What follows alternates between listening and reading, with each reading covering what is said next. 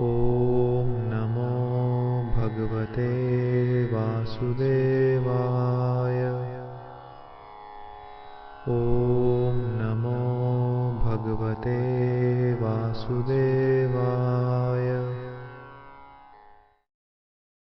Bhagavad Gita can be studied both chronologically and thematically, and the serious student will benefit from studying it both ways. I have chosen to present this Bhagavad Gita for everyone in themes because I think it's very useful in getting a good overview and also go deep on each specific topics. The scripture Bhagavad Gita is a conversation between Krishna and Arjuna, which happened at the battlefield of Kurukshetra when Arjuna entered a huge life crisis. And as any other conversation, Krishna and Arjuna, they also jump back and forth between the topics. It's not that when Arjuna had his life crisis, Krishna says, "Wait a minute, my dear Arjuna." He opened his laptop and he pressed the button and presented like a full PowerPoint presentation. No, it was in a free flow, back and forth, questions and answers. Though Krishna could have done a very organized, structured PowerPoint presentation if he would have liked it, because he's God.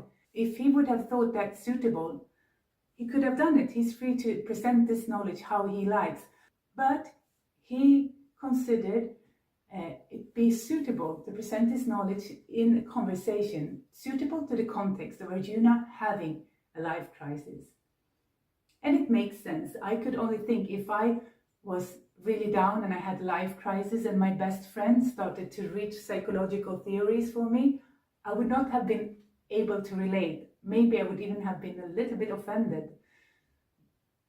So when we're having a crisis, we need empathy, we need, encouragement. Sometimes we need a push.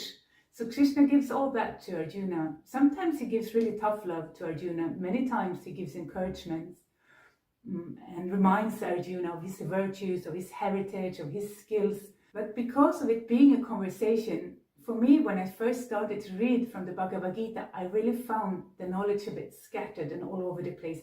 I couldn't see the structure of the things that Krishna was talking about, and I couldn't really see the flow of the teachings that Krishna was giving, though I found it very, very interesting already from the start. So it was in 2008 when I enrolled in the Bhakti Shastri course in Mayapur. For those of you who don't know, Bhakti Shastri is a course where we read or we study 4 Vedic scriptures that are Bhakti related, and Bhagavad Gita is the main scripture that we study there.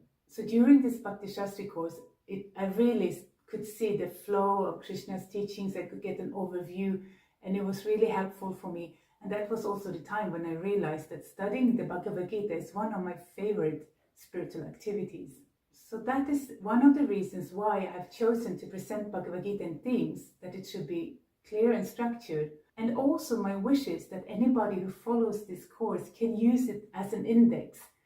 If they want to know, for example, what Krishna says about the soul, they can go to the episode about the soul. I will give references to every verses in the Bhagavad Gita where Krishna talks about the soul, and we're also discussing around those verses. So this course could also be helpful for those who wants to give their own little presentation on Bhagavad Gita, or just for own knowledge. Without further ado, I'm going to present to you the 12 themes that I have chosen to present Bhagavad Gita from. Number 1 is the introduction, and that's where we are at now. We're going to see the context in which Bhagavad Gita was spoken, and we're going to talk to many things related to what is needed on the part of the reader to actually benefit and gain the spiritual knowledge that is presented herein. Number 2, the soul. Number 3 is called From Karma to Yajna. We're going to discuss about activities, what types of activities there are. Number 4, the yoga systems. Number 5, God and devotion. We're going to discuss the theology of Bhagavad Gita. Number 6, the Guru, the spiritual master. Number 7, navigating the material energy. Number 8, duties for humanity. Number 9, virtues, vices, and liberation. Number 10, time and death. Number 11, Bhagavad Gita, the conclusion. Number 12, implementing Bhagavad Gita in our lives. Number 13, summary.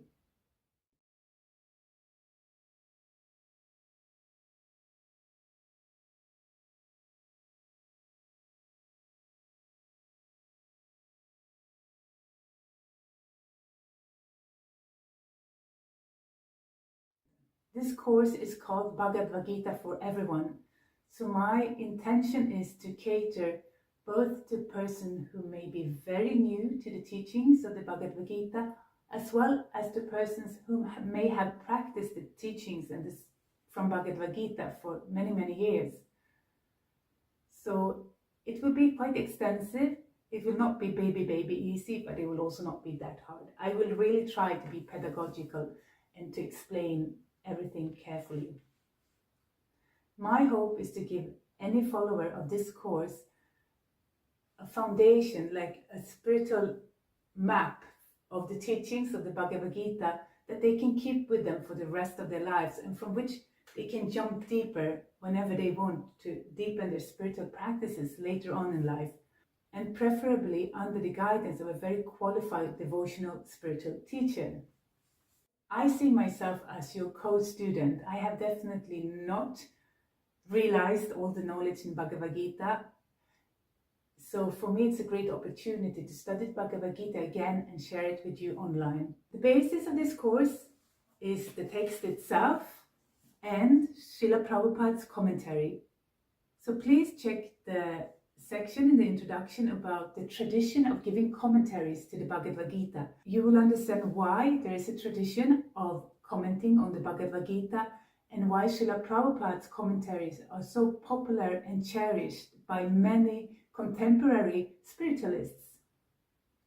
When I studied Bhagavad Gita in Mayapur 2008, we studied the text and the commentary in Bhagavad Gita as it is.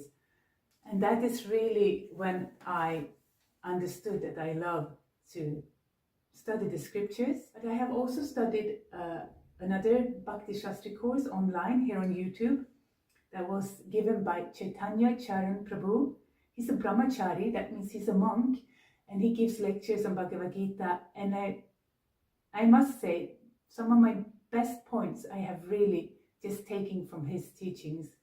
He's amazing. He has such a vast and deep knowledge of the Bhagavad Gita, and the way he can present it, it really transcends.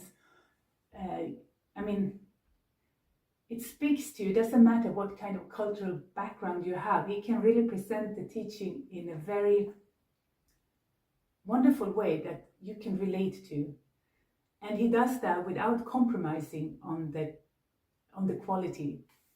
So I will link down below some of his where you can find him. He has a web page called The Spiritual Scientist, and he also has Gita Daily, where he writes daily on the Bhagavad Gita.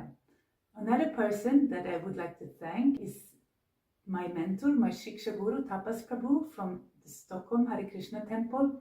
He's always eager to clarify any questions I have on the Bhagavad Gita, and he can really understand spiritual knowledge from all different kinds of angles.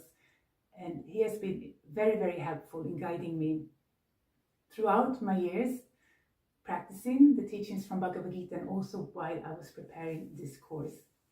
Lastly, but not the least, I would like to thank my spiritual master, His Holiness Jayapataka Swami Maharaj. He's a living example of the teachings of the Bhagavad Gita. I'm very grateful that he has accepted me as his disciple, and I'm praying for his blessings that I can present this knowledge in a way that is beneficial to others and that is inspiring to the hearts of others. Hare Krishna